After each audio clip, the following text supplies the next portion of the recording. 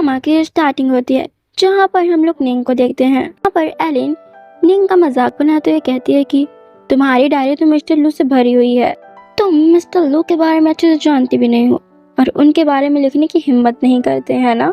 वैसे भी मिस्टर लू तो उस लड़की से नफरत करते हैं जो उनके पीछे पड़।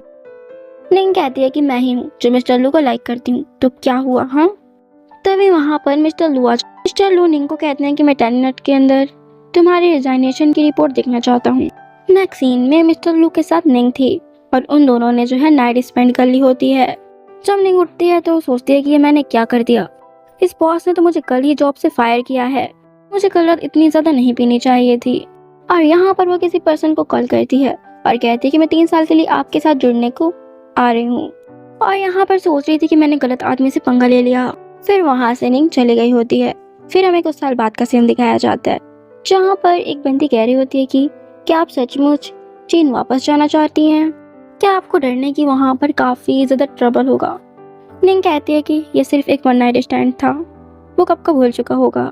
तभी वहाँ पर एक एयर होस्टेस आकर कहती है कि मैडम क्या आपको अपने लिए कोई कार बुक करने की जरूरत है। निंग कहती है कि जरूरत नहीं। तभी वो पीछे मिस्टर लू को आते हुए देखती है। फिर तो वो ग्लासेस वगैरह लगाकर अपना बैग लेकर वहाँ से जाने लगी थी। तभी पीछे से मिस्टर लू उसका बैग पकड़ लेते हैं। इसी के साथ हमें एक फ्लैशबैक दिखाया जाता है जहाँ पर जीजी होती है। जीजी निंग से कह रही होती है कि मेरे फादर ने तुम्हें इस स्कूल में ट्रांसफर कराया है, इसलिए तुम्हें मेरी स्लेव बनकर रहना चाहिए।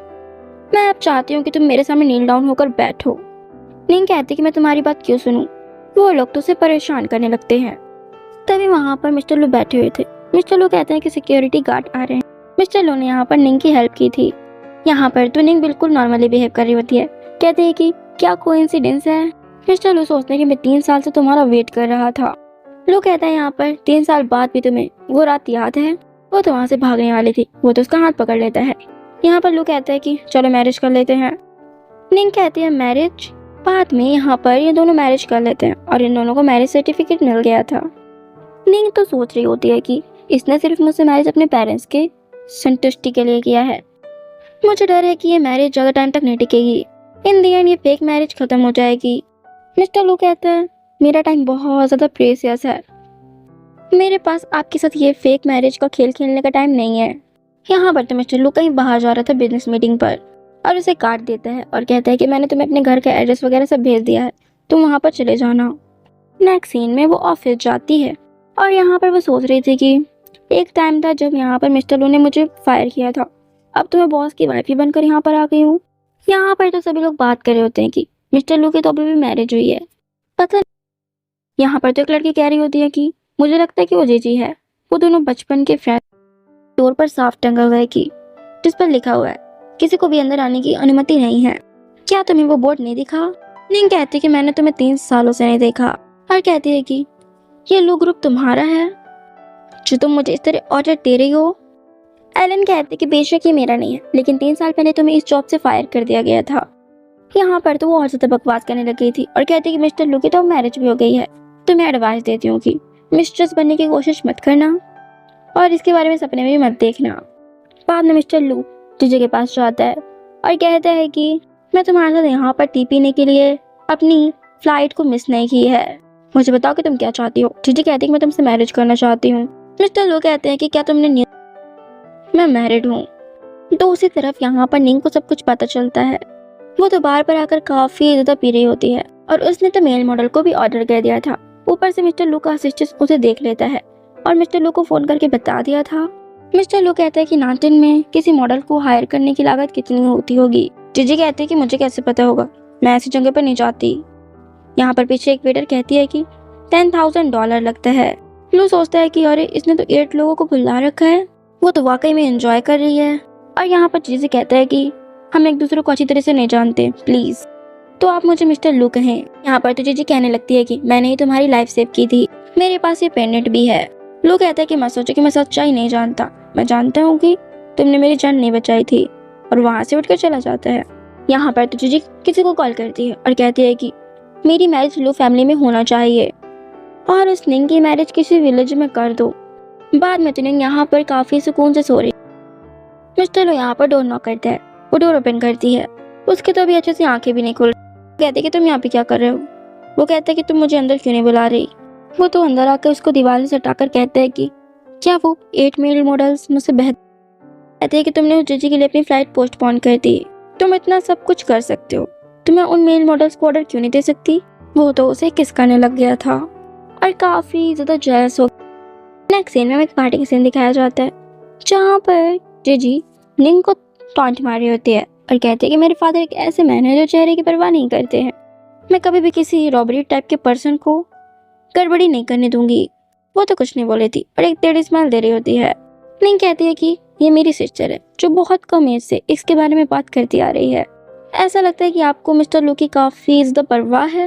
और मिस्टर लू की तरफ हाथ करते हुए कहती है कि उस मैन को देख रही हो तुम? मिस्टर लू तो मुस्कुराता है उसे देखकर और कहती है कि मिस्टर लू मेरे लिए बहुत मायने रखते हैं। नेक्स्ट टाइम मुझे देखो तो मिसेस लू कहो। यहाँ पर तो जीजी सोचती है मैं किसी को भी मिस्टर लू को खुद से दूर नहीं ले जाने दूंगी। फिर बाद में जीजी उस एलेन को कॉल करके पता लगाती है कि वहाँ पर क्या चल रहा है और उसे कंफर्म निंग का कुछ मिस्टर लू से लेना देना है कि नहीं। एलेन को तो कुछ खुद ही नहीं पता था। एलेन कहती है कि उसे तो जॉब से निकाल दिया गया है। वो ऑलरेडी ये लू ग्रुप में पूरी तरीके से मजाक, तुमसे जस्ट कोई मजाक ही कर रही होगी। बाद में वो मिस्टर लू के पास जाती है और सोच रही थी कि लगता है कि मैं बहुत ज्यादा परफेक्ट हूँ। मेरी परफेक्टनेस को देखकर वो मेरे करीब नहीं आ सकता और कहती है किसी ने मुझे धमकाने की कोशिश की है, मैं आपसे हेल्प चाहती हूँ। मिस्टर लू यहाँ पर उसे रूडली बोलते हुए कहते हैं कि मैं क्या तुम्हें ऐसा दिखता हूँ कि मेरे पास बहुत ज्यादा समय है? जीजी कहती है कि अगर आप मेरी हेल्प करोगे तो मैं तुम्हें दोबारा तंग नहीं करूंगी और कहती है कि किसी ने मेरी प्राइवेट फोटोज चुरा ली है, हम दोनों एक साथ बड़े हुए हैं, प्लीज मेरी हेल्प कर दो। यहाँ पर मिस्टर लू कहते हैं कि मैंने तुम्हारे लिए पहले ही पुलिस को बुला लिया है, मुझे होप है कि तुम्हारी अच्छी तरह मदद पुलिस करेगी। यहाँ पर तो जीजी का फेस देखने लायक था और हाँ मुझे तुमसे ये भी होप है कि तुम पुलिस को अपनी अच्छी तरीके से जांच में जो है सही क्रिमिनल को सबक सिखाओगी। निंग को तो यहाँ पर एक बंदा परेशान कर रहा होता है और उसे फोर्सफुली वाइन दे रहा होता है। वो कहती है कि मुझे नहीं चाहिए। तभी वहाँ पर मिस्टर लू आ जाते हैं और निंग को अपनी तरफ करते हैं। यहाँ पर लोग कहते हैं कि क्या तुम्हें ये ड्रेसेस पसंद नहीं है? मैं अभी शो के डिजाइनर से बात कर रहा था और हमारी मैरिज की ड्रेसेस के बारे में बात कर रहा था, चलो मैं तुम्हें किसी से मिलवाने के लिए ले जाऊँ। कहते कि तुम्हारे अंदर किसी अनोदर वुमेन की परफ्यूम की स्मेल आ रही है। वो तो उसका हाथ पकड़ कर ले जाता है और एक डिजाइनर के पास। वो डिजाइनर कहते हैं कि मिसेस लू तो बहुत ज्यादा ब्यूटीफुल है, मिस्टर लू तो बहुत ज्यादा लकी है। निंग कहती है कि आप भी बहुत ज्यादा हैंडसम हैं। यहाँ पर तो ये दोनों अच्छी तरीके से बात कर रहे होते हैं। मिस्टर लू तो जेलस हो रहा था। फिर वो डिजाइनर कहता है कि मैं भी चलता हूँ, आपकी मैरिज के लिए मैं ड्रेसेस वगैरह देखूंगा। यहाँ पर तो निंग ने काफी ज्यादा पी रखी थी और वो बहुत ज्यादा डरली हो गई थी और यहाँ पर काफी ज्यादा बड़बड़ाना स्टार्ट कर देती है। नेक्स्ट सीन हमें घर का दिखाया जहाँ पर निंग उठती है। यहाँ पर निंग को तो एक सीन याद आता है जहाँ पर निंग कह रही थी कि तुम मेरे साथ घर चलने के लिए कितने पैसे लेने को, क्या तुम मुझे कुछ डिस्काउंट नहीं दे सकते? तुम मुझे रख सकते हो। वो तो उसे एक मॉडल समझ, यहाँ पर वो उसे किस भी कर देती है और कहती है कि मैंने तुम्हारे लिप्स पर अपना स्टैम्प लगा दिया है, अब याद रखना कि तुम सिर्फ मेरे हो। और वहाँ पर सो गई थी। मिस्टर लू यहाँ पर मुस्कुरा रहा होता है। यहाँ पर तो निंग को उसके फादर का कॉल आता है। फादर कहते हैं कि तुम्हारी सिस्टर लू फैमिली में तुम्हारी सिस्टर की मैरिज होगी। निंग कहती है कि जीजी की मैरिज कब मिस्टर लू। फादर कहते हैं कि तुम्हें क्या लगता है कि तुम्हारी सिस्टर भी तुम्हारी तरह लूजर है? जीजी लू फैमिली में पहुंचने का एकमात्र मौका है, तुम इस चांस को खतरे पे नहीं डाल। और मैं तुम्हें बता दूं कि कल तुम्हारी ब्लाइंड डेट है, तुम जाकर कल एंगेजमेंट वगैरह कर लेना। और फादर ने कॉल कट कर दी थी। यहाँ पर नहीं सोचते है कि मिसेस लू को ब्लाइंड डेट पर, मुझे लगता है कि सॉन्ग फैमिली काफी ज्यादा अनलकी है और वैसे भी मिस्टर लू ऐसा पर्सन नहीं है जिसके साथ खिलवाड़ किया जा सके। और टीवी पर देख रही थी जहाँ पर जीजी और मिस्टर लू की न्यूज भर भर कर। यहाँ पर तो नहीं सोच रही थी कि इसके पास तो हर एक लड़की के लिए अलग अलग रिंग होती होगी। मिस्टर लू तुम्हें इस रिंग को भी सेफली रखना चाहिए, शायद डिवोर्स के मामले में ये एक एविडेंस हो मेरे पास कि इसने मुझे चीट किया। असिस्टेंट तो यहाँ पर निंग को काफी ज्यादा कॉल करते हैं लेकिन निंग ने नहीं उठाए थे। यहाँ पर मिस्टर लू कहते हैं कि वो कॉल क्यों नहीं उठा रही है। असिस्टेंट बताता है कि कल आपकी बहुत ज्यादा न्यूज आ रही होती है उस जीजी के साथ। मिस्टर लू कहता है कि जल्द से जल्द ये सारी हॉट सेल्स हटवाओ। निंग तो यहाँ पर ब्लाइंड डेट पर आई हुई थी। यहाँ पर तो ये दोनों काफी हंस के बात कर रहे थे। वहाँ पर तो मिस्टर लू भी आ गया था और उन्हें देखता है। यहाँ पर तो निंग ने उसे साफ कह दिया था कि मैं तुम्हें लाइक नहीं करती। वो बंदा कहता है कि तुम मुझे एक मौका तो दो, हम साथ मिलकर खुश रहेंगे। तभी वहाँ पर मिस्टर लू आकर निंग को अपनी तरफ करते हैं और उस बंदे को भगा दिया था। लू कहते हैं कि तुम यहाँ पर क्या कहते कि हस्बैंड, मैं तुमसे कहा था कि वो रात सिर्फ हमारी एक एक्सीडेंटल थी। मैं भी एक विक्टिम हूँ क्योंकि तुम मेरे साथ सोना नहीं चाहते थे, और रही बात उसकी तो मैं क्यों डरूंगी। लू कहता है कि मैंने उस न्यूज़ को हटवाने के लिए केस दायर कर दिया। निंग कहती है कि तुम्हें तो इसकी परवाह नहीं थी ना, वो तो उसे किस कर लेता है और कहता है कि मुझे किस करो। निंग कहती है ठीक है, अगर तुम ऐसा चाहते हो तो फिर वो भी उसे किस करती है। वो ब्लाइंडेड वाला बंदा पीछे से देख रहा था, फिर वो वहाँ से चला जाता है गुस्से में। निंग कहती है कि तुम्हारी पीठ पीछे भी आंखें हैं, तुम कैसे देख लिए थे उसे, और एक ब्लैंकेट लाकर बाहर बिछा देती है और कहती है कि गुड नाइट, अब तुम सो सकते हो, और अंदर और तो मिस्टर लू कंप्यूटर पे कुछ चला रहा होता है। फिर निंग वापस से डोर ओपन करके झाँकती है और सोचती है कि ये वही फेमस मिस्टर लू है जो कि बहुत ज़्यादा हैंडसम है। जब वो अंदर चली गई होती है, मिस्टर लू यहाँ पर सोचता है कि मुझे बाहर सोफे पर सोने के लिए भेज गई है। वो तो यहाँ पर देख रहा होता है कि किसी रूड वुमेन को कैसे मनाए, पढ़ रहा होता है। यहाँ पर उसे ये पता चलता है कि उससे माफ़ी वगैरह मांगे, छोटी बड़ी गलती किसी के लिए भी, और उसे गिफ्ट्स वगैरह दें। फिर बाद में जब मॉर्निंग का टाइम दिखाया जाता है, वहाँ पर निंग सोचती है कि तुम बहुत ज़्यादा हैंडसम हो, इसलिए तो मैं तुम्हें लाइक करती हूँ। मिस्टर लू तो यहाँ पर सो रहा होता है। बाद में मिस्टर लू निंग को अपनी मॉम से मिलवाने के लिए जाता है। उसकी मॉम तो निंग के साथ बहुत ज़्यादा नाइसली बिहेव करती हैं। फिर यहाँ पर वो काम वगैरह के बारे में बताते हैं कि 3 साल पहले मैंने एक जॉब छोड़ दी थी, और कहती है कि एक बहुत रूथलेस जिसने मुझे जॉब से बेवजह ही निकाल दिया था। यहाँ पर तो मिस्टर लू की बात कर रही होती है। मिस्टर लू का फेस तो देखने लायक था। मिस्टर लू यहाँ पर वही फ्लैशबैक याद करते हैं जब निंग ने कहा था कि मैं मिस्टर लू को पसंद करती हूँ। मिस्टर लू तो यहाँ पे काफ़ी ज़्यादा नर्वस हो गए थे, क्या वो मुझे लाइक करती है, और सोचते हैं कि उसे ट्रैवलिंग करना पसंद है। ये निंग तो कितनी चाइल्डिश है, वो मिस्टर लू की खातिर बाहर नहीं जा रही थी। इस वजह से मिस्टर लू ने उसे कहा था कि तुम टाइम मिनट के अंदर रिजाइनेशन दे दो, और वो काफ़ी ज़्यादा नर्वस हो गए थे, इसलिए उसने ये कह दिया था। और मन में सोच रहे थे कि मैंने ये क्या कह दिया, इसे वापस ले लो। सोच रहे थे कि मेरी कोई हेल्प कर दो, वो अपनी ईगो की वजह से कुछ। बाद में यहाँ पर मिस्टर लू उसे पूछ रहे थे कि जब वहाँ पर स्पीच देने का टाइम था, तुम प्लेग्राउंड पर काफ़ी सारी लड़कियों से झगड़ रही थी ना। निंग कहते कि इतने साल हो गए, तुम्हें अभी भी ये याद है। लू कहते कि इस दुनिया में कुछ ही लड़कियां हैं जो आपकी तरह लड़ सकती हैं। फिर यहाँ पर मिस्टर लू का असिस्टेंट आता है और निंग के फादर से कहता है कि मिसेस लू की वाइफ आपसे मिलने के लिए व्यक्तिगत रूप से आएंगी। फादर कहते हैं कि मिस्टर लू मैरिड हैं, और मन में सोच रहे थे कि अगर मिस्टर लू मैरिड है तो फिर जीजी का क्या। जब असिस्टेंट चला गया होता है, मॉम कहती है कि हमें जीजी को सब बता। यहाँ पर मिस्टर लू अपनी वाइफ के साथ आ जाते हैं। यहाँ पर फादर को भी पता चल जाता है कि मिस्टर लू की वाइफ कोई और नहीं बल्कि निंग है। फिर बाद में यहाँ पर वो जीजी को बुलाते हैं। जीजी को भी सारा कुछ पता चल गया था। जीजी कहती है कि इम्पॉसिबल है, वो लड़की मिस्टर लू की वाइफ नहीं हो सकती। बाद में जीजी यहाँ पर मिस्टर लू के पास जाती है। यहाँ पर तो निंग काफी ज्यादा स्वीटली बिहेव कर रही होती है मिस्टर लू के साथ। ये दोनों स्वीट कपल की तरह बिहेव कर रहे होते हैं। जीजी तो यहाँ पर काफी ज्यादा चल रही होती है।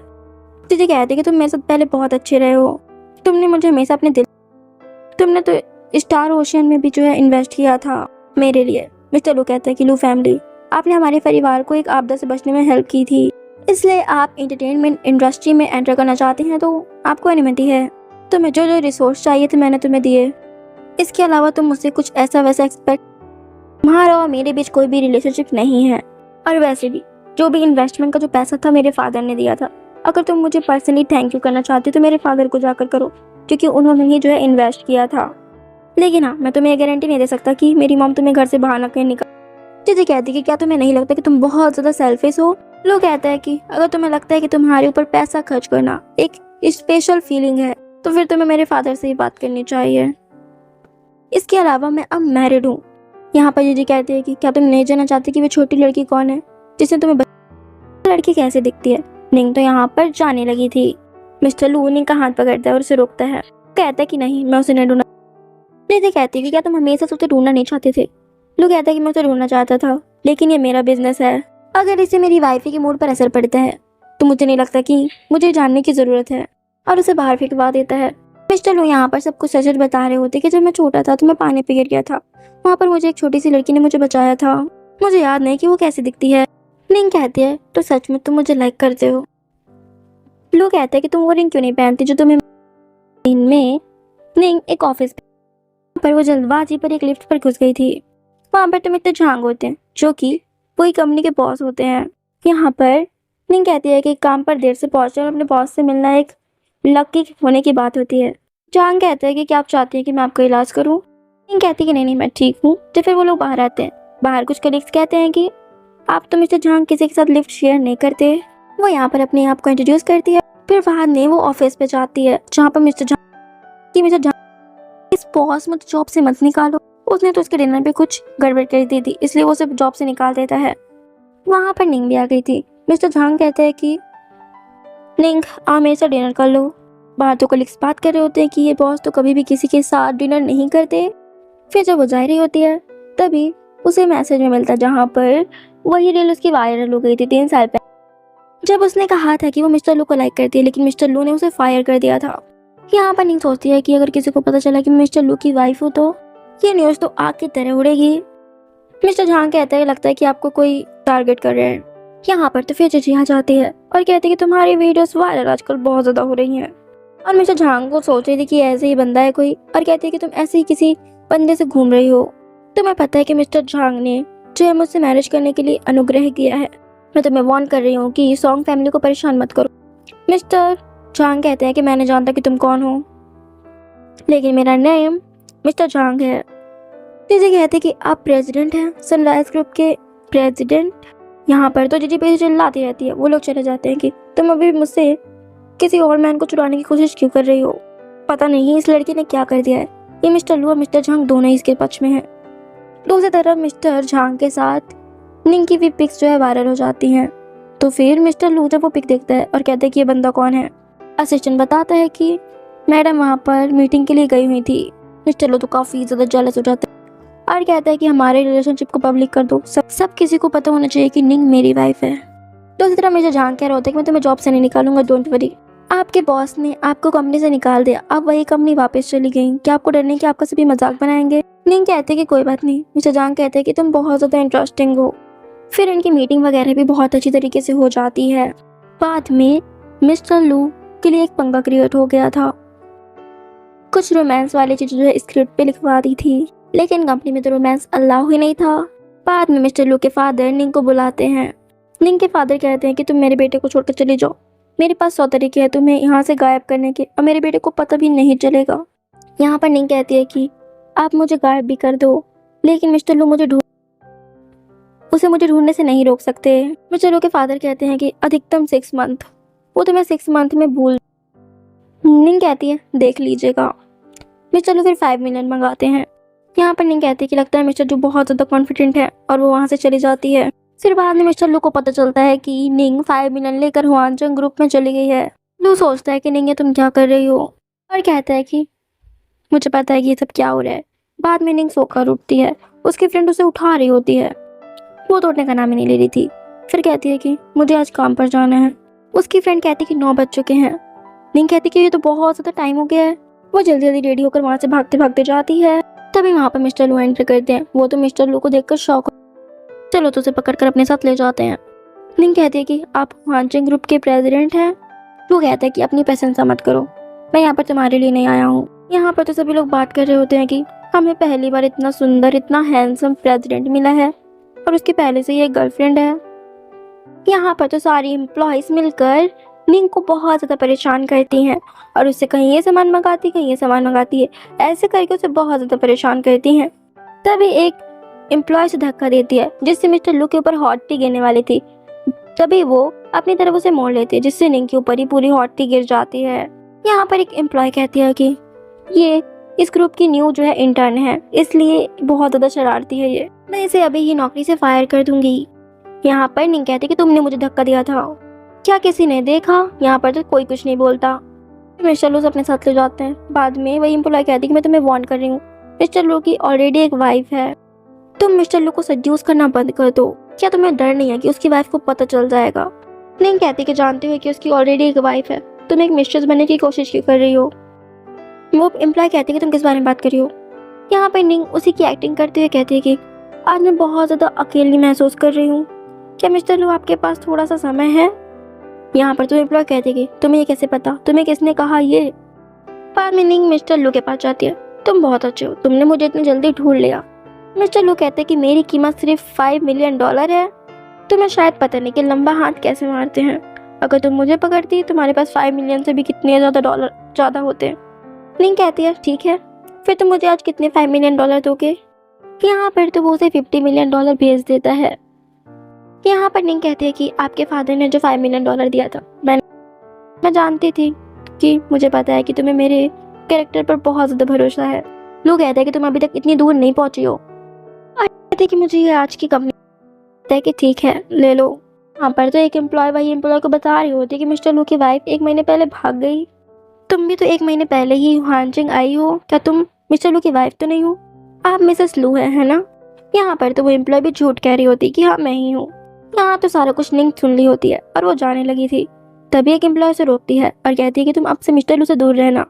निंग कहती है लेकिन क्यों? वो एम्प्लॉय बताती है कि क्योंकि मिसेस लू की वाइफ ऑलरेडी यहाँ पर है। निंग कहते हैं कि थर्ड पार्टी की तरह व्यवहार मत करो। वो एम्प्लॉय कहते हैं कि मुझे पता है कि तुम हमेशा से मिस्टर लू पे इंटरेस्टेड हो।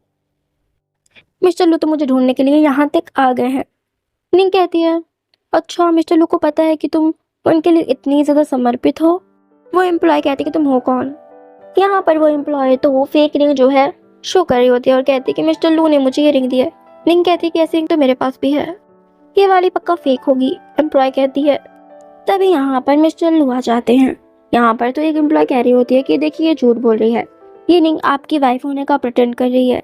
इस तरह के पर्सन को कंपनी से निकाल देना चाहिए। मिस्टर लू कहता है कि तुम्हें कैसे पता कि ये निंग झूठ बोल रही है कि नहीं, और कहती है कि इस निंग ने कहा कि वो आपकी वाइफ है, मैं इस पर बिलीव नहीं करती। मिस्टर लू कहता है कि अच्छी बात है, तुम्हारा कैरियर तो अब खत्म।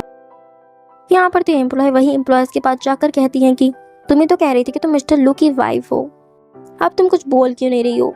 यहाँ पर मिस्टर लू कहते हैं कि तुम्हें किसने साहस दिया कि तुम मेरी वाइफ होने का प्रिटेंड करो? तभी वहाँ पर फादर आ गए थे। वो लड़की फादर के पास जाकर कहती है कि मैं उसे सेड्यूस नहीं कर। मिस्टर लू के फादर कहते हैं कि तुम एक मैन को भी सेड्यूस नहीं कर सकती। वो लड़की कहती है क्या तुम नहीं चाहते कि मैं मिस्टर लू से मैरिज करूँ? फादर कहते हैं अपने आप को तुम तो उस निंग से भी बेकार हो, आपको ये सोचने की हिम्मत किसने दी कि तुम लू फैमिली की बहू बन सकती हो? और उसे बाहर फेंकवा दिए थे। और यहाँ पे मिस्टर लू कहते हैं कि आप मेरे बिजनेस में इंटरफेयर मत करिए फादर। यहाँ पर फादर कहते हैं मैंने तुम्हें बस थोड़ा सा ट्रबल किया तुम्हारी लाइफ में, तुमने मेरा पुराना घर जला दिया, अब मैं कहाँ जाऊँ रहने के लिए? मिस्टर लू कहते हैं कि ये बस एक हूँ बेटा, मुझे ये डॉटर इन लॉ बिल्कुल भी पसंद नहीं है। जब तक मैं जिंदा हूँ ये लू फैमिली में एंटर नहीं कर सकती। तभी वहाँ पर मॉम एंटर करती है। तुम किस बारे में बात कर रहे हो? फादर थोड़ा डर के बोल रहे थे। यहाँ पर तो मॉम फादर को बहुत ज्यादा सुनाने लगी थी और कहती कि मेरा बेटा निंग से लव करता है। तुम तो मेरी डॉटर इन लॉ के, उसने तो तुम्हारी लाइफ में ट्रबल भी कुछ नहीं किया, तुम तो उसके पीछे ही पड़े हो। और मिस्टर लू से कहते हैं कि डरो मत बेटा, ग्रैंडमा बहुत ज्यादा पावरफुल है, इस बुढ़े को इग्नोर करो, मैं तुम दोनों को यहाँ से दूर ले जाऊंगी। यहाँ पर मिस्टर लू के फादर कहते हैं कि मैं सब लू फैमिली के लिए कर रहा हूँ। और मॉम से कहता है कि मैंने आधी जिंदगी तुम्हारी बात सुनी है, इस बार मेरी बात सुनो। यहाँ पर मॉम कहती है उसकी बात मत सुनो, इसका दिमाग खेल गया है। मॉम कहती चल बेटा चले यहाँ से। फादर कहते हैं 1 मिनट रुको, चलो साथ मिलकर बात करते हैं। यहाँ पर मॉम कहती है कि मैं इस बुड्ढे के साथ नहीं रहना चाहती, अगर मेरा बेटा ना होता तो तुम्हें लगता है कि मैं तुम्हारे साथ कभी रहती? यहाँ पर बेचारे फादर कहते हैं कि वाइफ ही इतना गुस्सा मत करो। मॉम कहती है कि मैंने उसे भर दिया है तो प्लीज आप उसे इतना ज्यादा परेशान ना करें, मैंने एक अच्छा बेटा पाने के लिए बहुत मेहनत की है, तुमने मेरे बेटे और वाइफ को अलग कर दिया। एक अच्छी डॉटर इन लॉ ढूंढना बहुत कठिन था लेकिन हमें मिल गई है। यहाँ पर निंग मिस्टर लू से कहती है कि क्या ये लोग लड़ रहे हैं क्या? यहाँ पर मिस्टर लू कहता है कि ये इन दोनों की लड़ाई है, हम लोग कुछ नहीं बोल सकते। यहाँ पर फादर कहते हैं कि मैं बस सिचुएशन संभालने की कोशिश, लेकिन इसने तो मेरा ओल्ड हाउस ही जला दिया, क्या तुम्हें परवाह नहीं है? यहाँ पर मॉम कहती है कि तुम्हारे पास किस तरह की सिचुएशन संभालने की प्लानिंग है? यहाँ पर तो मॉम कहती है कि मेरे बेटे ने तुम्हारा बस ग्राउंड जलाया है, मैं होते सबसे पहले तुम्हारा बेड ही जलाती। यहाँ पर फादर कहते हैं लेकिन वो प्यार में है, ये बहुत बड़ी बात है, पूरे ग्रुप की इमेज बर्बाद हो रही है, एक लू फैमिली का मुखिया होने के नाते मुझे सब कुछ ध्यान में रखना पड़ता है। मॉम कहती है कि तुम्हारी आंखें हैं या बटन, अब तुम्हें अच्छे से दिखाई भी नहीं देता है, इससे अच्छा तुम अपनी आईज दोनों को ढूंढे। मॉम कहते हैं कि अब तुम्हें दिखाई नहीं देता कि इंटरनेट पर कितनी ज्यादा ग्रुप की भर्ती चालू हो चुकी है और सभी लोग हमारे ग्रुप में आना चाहते हैं और बहुत सारे इन्वेस्टर भी इम्प्रेस हुए हैं। इसके अलावा हमारी डॉटर इन लॉ को ये स्वीकार करने के लिए रोमांस करने का रूल भी खत्म कर दिया गया है। हमारी बहू को तो कितनी तकलीफ भी नहीं हुई, उसने तो हमारे बेटे को भी चुना। ऐसा इसलिए क्योंकि वो डॉटर इन लॉ होने के नाते वो मुझ पर अच्छा प्रभाव डालना चाहती थी। मेरी डॉटर इन लॉ तो कितनी ज़्यादा जेंटल है। यहाँ पर मॉम कहती है कि मैं अपने ग्रैंड चिल्ड्रन के साथ घर में रहना चाहती हूँ। निंग कहती है लेकिन मैं प्रेग्नेंट। मॉम फिर से फादर के ऊपर ब्लेम करती हुई कहती है ये सारा कुछ तुम्हारा दोष है। तुम्ही ने हमारी डॉटर इन लॉ को और मेरे बेटे को कितने टाइम से अलग कर रखा है। अगर मेरे बेटे और डॉटर इन लॉ को अलग न किया होता तो वो अब तक के लिए प्रेग्नेंट भी हो गई होती। फादर कहते हैं कि वाइफी गुस्सा मत करो, जल्दी बाद में वो प्रेग्नेंट हो जाएगी। हमारा बेटा बहुत अच्छा अपना बेस्ट प्रयास करेगा। मिस्टर लू कहता है कि अगर मेरी वाइफी चाहेगी बेबी पैदा करना तो वो करेगी, अगर नहीं चाहेगी तो वो नहीं करेगी। फादर तो मिस्टर लू के ऊपर चिल्लाने वाले थे, तभी उसकी मॉम तो पहले ही फादर के ऊपर चिल्लाने लगती है, कहती है कि मैं तुम्हें नहीं छोड़ूंगी। यहाँ पर फादर कहते हैं कि तुम समझने की कोशिश क्यों नहीं कर। मॉम कहती है कि ओल्ड मैन कहीं के। यहाँ पर तो ये लोग लड़े ही जा रहे थे, वो दोनों चुपचाप वहाँ से निकल लेते हैं। यहाँ पर निंग कहती है ऊपर जाकर कि वो अब ऐसे लड़ते। लू कहता है कि जब मैं छोटा था वो तब से ही ऐसे लड़ते झगड़ते रहते आ रहे हैं। निंग कहती है कि क्या इनकी लड़ाई से तुम्हारे ऊपर इम्पैक्ट नहीं पड़ता। मिस्टर लू कहता है कि ये इनकी एक्टिंग है कि हमेशा ऐसे लड़ते फिर कुछ टाइम बाद शांत हो जाते हैं। फिर यहाँ पर वो दोनों मुस्कुराते हुए वहाँ से चले जाते हैं और नीचे पे मॉम कह रही होती है कि अब तक के लिए मेरे पास तो मेरे ग्रैंड चिल्ड्रन हो गए होते। मॉम तो अभी भी फादर पर गुस्सा थी। इसी के साथ हमारी इस स्टोरी की एक हैप्पी सी एंडिंग हो जाती है। सो फ्रेंड्स, आप लोगों को ये स्टोरी कैसी लगी कमेंट में ज़रूर बताइएगा, और ये स्टोरी पसंद आई हो तो प्लीज़ चैनल को लाइक सब्सक्राइब एंड शेयर कर दीजिएगा। मिलती हूँ एक न्यू स्टोरी के साथ, तब तक के लिए बाय बाय।